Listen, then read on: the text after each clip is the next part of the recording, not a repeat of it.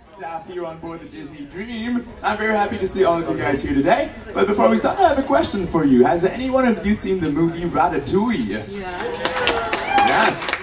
Then you already know that anyone can cook because it was Auguste Gusteau's cookbook's title and was also Remy's inspiration to become a chef, right? Right. Then we have also on board our own Chef Gusteau, Chef Matthew, who is chef de cuisine at the Enchanted Garden and has fed hungry mouths on the Disney Magic, the Disney Wonder, and will be opening the Disney Fantasy coming in 2011.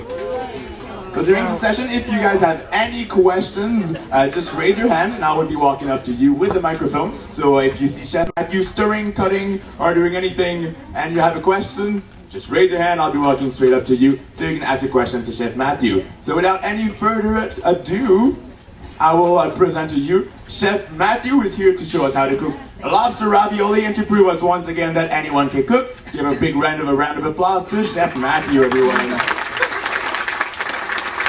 Hello! How is everybody today? Well, I guess I told you we're having something to eat today. I forgot to tell you we're not doing that. The buffet is upstairs in Cabanas. My goodness, everybody's here. Are you going hungry? No. Who said yes? Please. How's the food been? Everybody getting enough to eat out? So, of the people that are in the room now, who has been to Enchanted Garden? Hands up. Ooh, almost everybody. Who in Enchanted Garden has had the lobster ravioli? Pretty good, huh? So, do you think you can make that at home? Who said that? Of course you could. Very good. Well, I'm going to tell you what, I'm going to show you how easy it is to make it at home yourself. It's a very, very fun recipe to do. It's something that you can take a nice Saturday afternoon or Sunday afternoon to prepare the ravioli ahead. You can put it in the freezer, and then you can take it out whenever you want. So it's very efficient. I'm going to show you how you can make lobster ravioli for 60 people for under $15. How's that sound? Sound good? All right, well, let's get started. First off, for those of you that have not been in Enchanted Garden yet, you're going tonight, yes? Yes. Okay, do not eat the lobster ravioli because you have to try it tonight. No, I'm just joking. You can have some today too. So, is there anybody here that doesn't like lobster? Wow. Not one person. Even you little guys here, you guys like lobster? No? No. Yeah, I knew that. So, if you have somebody that doesn't like lobster, or you have somebody that doesn't want the lobster in the ravioli, make a substitution. Use crab. Anybody like crab? Yeah. Crab ravioli? Mushroom ravioli? Very good. Spinach ravioli? How about this? Short rib ravioli? See? Is anybody have pulled pork? Everybody have pulled pork? You know, good barbecue guys, pulled pork? Use the leftover pulled pork with a little bit of ricotta cheese in it, a little mascarpone. Pulled pork ravioli. And use a barbecue sauce as your sauce. It's very, very good. But I like to put a little Jack Daniels in my barbecue sauce. And a little in my mouth. Though. That's okay. That's anyway. So I see some Giant fans out there. Are they playing today? No. Did the Jets win? Not tonight. They play tonight? Well, I got my Rams did okay. They should have been where they were, but anyway. So anyway, enough of that. We'll start here. Okay, so the lobster ravioli. What we're going to do is we're going to start with our tomato broth. If you had it before, it's nice, it's very light. We have a tomato broth. It's not that thick, heavy cream sauce, or it's not a heavy tomato sauce. It's not a marinara sauce. It's what we call tomato broth. And you get the broth from the tomato water. Now, who here likes tomato juice? Anybody ever have tomato juice sit overnight in the refrigerator for a couple days? What happens to it? Separates. You get the nice thick pulp at the bottom, and you get that clear liquid at the top. What do you guys do with that clear liquid? Why? That's where all the flavor is. That's the tomato water. That's exactly what I want for my broth. And that's what we're going to give you today, is we're going to give you tomato water. So what you want to do is you want to get some nice fresh tomatoes, especially right now winter tomatoes. So we're going to use what we call Romas, which are a small pear tomato, or a plum tomato, what they call them. And it's a hardy winter variety of tomato, which means it'll grow in winter surroundings. It can survive a frost or two. It also grows very well hydroponically, believe it or not. So what you want to do is you just want to get a nice rough cut on these. Just chop it up in a couple pieces and put it in your bowl here. And for about 6 to 8 people, you want about 15 to 20 tomatoes. All right, so not too many. Now, can you use canned tomatoes? You may be asking yourself. No. Wow, I can't hear you. What was that? No. If you want, you can.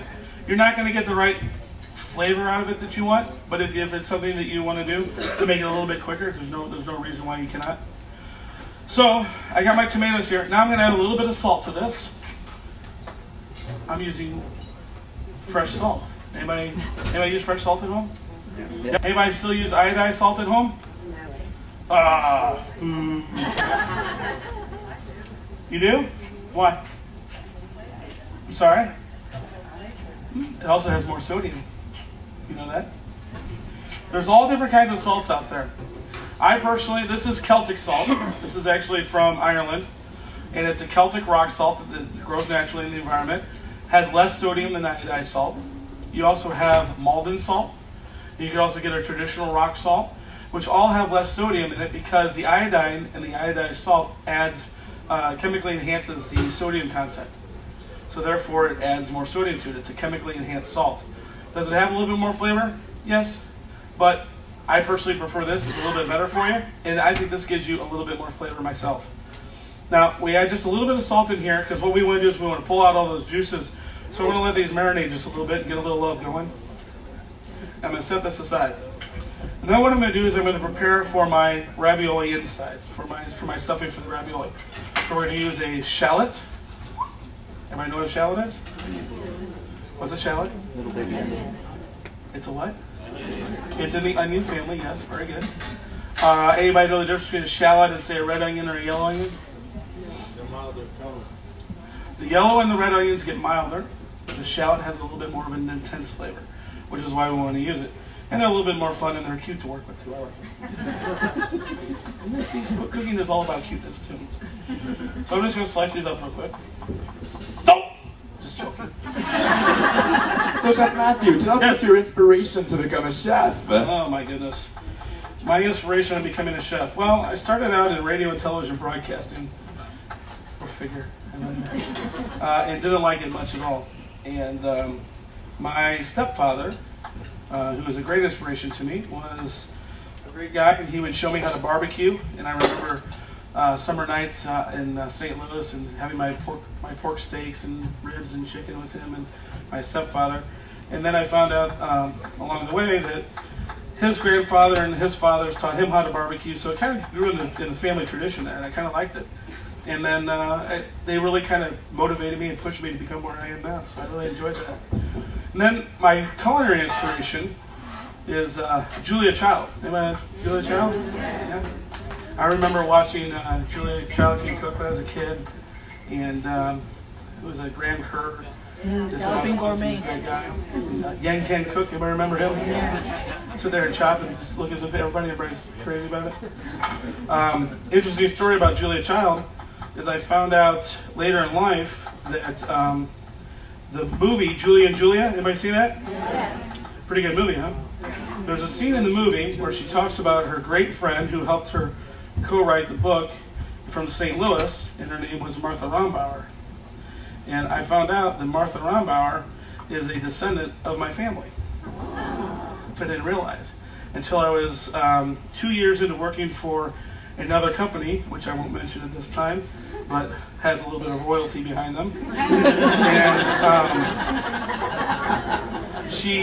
my grandmother gave me a first edition copy signed by Martha and Julia that was given to her by her great grandmother. So I thought that was pretty cool.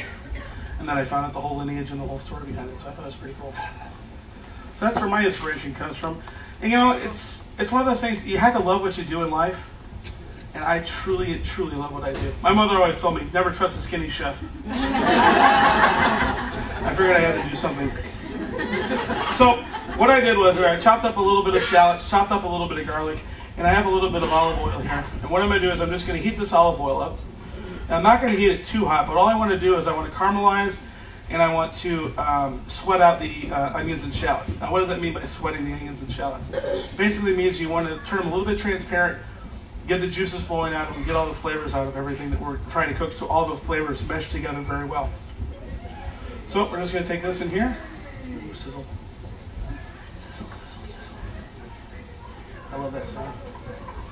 And of course, we have to add some butter because it is lobster. All right? And I'm using, just to let you all know, unsalted butter. Now, who wants to tell me why you use unsalted butter? Yes, sir. Well, that's one reason. You can control the salt that you have in it. But the salt that I put in, actually, in the tomato, you really won't taste that much. It's just to bring out those juices, which is very interesting. And I'll get to that a little bit later. Why else would you use non-salted butter? Anybody? It's fresher? Well, you can't answer that question. You already know. It doesn't burn.